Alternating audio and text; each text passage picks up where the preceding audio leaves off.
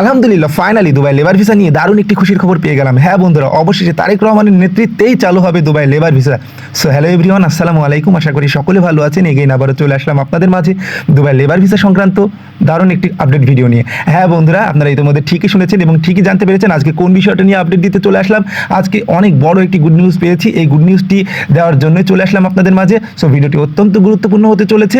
So সকলে মনোযোগ দিয়ে দেখবেন, ইনশাল্লাহ আজকের ভিডিওর মাধ্যমে জানতে পারবেন দুবাই ভিসার যে গুরুত্বপূর্ণ লেটেস্ট আপডেটটি এবং খুশির খবরটি। সো চলুন আজকে বেশি কথা, আজকের যে গুড নিউজ, এই গুড নিউজটি দিয়েই আজকের ভিডিওটি আমি শুরু করতে চাই। আপনারা সকলে জানতেন যে দুবাই লেবার ভিসা নিয়ে কিন্তু বড় সড়ো তোলপাড় চলছে বাংলাদেশে, এবং এই যে তোলপাড়টি হবে আপনারা অনেকেই কিন্তু এটা নিয়ে আশায় ছিলেন এবং অনেক প্রবাসী দেখলাম যে এটা নিয়ে আবেদনও করেছে, এবং যে দুবাই লেবার ভিসা খোলার জন্য, দুবাই সকল ক্যাটাগরির ভিসা খোলার জন্য অনেক প্রবাসীর কিন্তু কর্মসংস্থান কিন্তু সংযুক্ত আরব আমিরাত। যদি বিশ্বের মধ্যে বড় একটি শ্রমবাজার থাকে বাংলাদেশিদের কাছে, সেটা হচ্ছে সংযুক্ত আরব আমিরাত। সেই শ্রমবাজার কিন্তু অনেক দিন যাবৎ বন্ধ, একের পর এক সরকার আসে কিন্তু কূটনৈতিক সম্পর্ক কিন্তু জোরদার করতে পারেন নাই।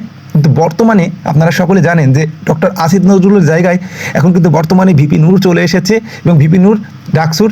সো তিনি কিন্তু স্পষ্টভাবে বিবৃতি দিয়ে জানিয়েছেন সংযুক্ত আরব আমিরাত সহ আরও 6টি দেশের ভিসা কিন্তু খুলে দিবে, এবং এটা কিন্তু একটা বড় সড়ো একটি সুখবর।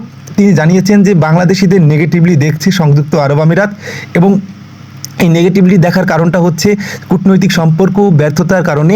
সো তার যে কথা থেকে বোঝা গেল যে সংযুক্ত আরব আমিরাতের ভিসা খুব শীঘ্রই চালু হবে, এবং দ্বিপাক্ষিক সম্মেলন এবং কূটনৈতিক সম্পর্ক আরও জোরদার হবে।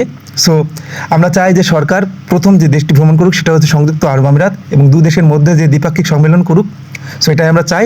সকলে ভালো থাকবেন, সুস্থ থাকবেন। দুবাই লেবার ভিসা আবারও খুলবে এবং সকল ক্যাটাগরির ভিসা খুলবে, এটাই আমাদের একটা প্রত্যাশা তারেক রহমানের কাছে। সো এখনও যারা চ্যানেলটি সাবস্ক্রাইব করেন, অবশ্যই চ্যানেলটি সাবস্ক্রাইব করে পাশে থাকবেন। এই প্রত্যাশায় দেখা হচ্ছে নেক্সট কোনো আপডেট ভিডিওতে। ধন্যবাদ সবাইকে।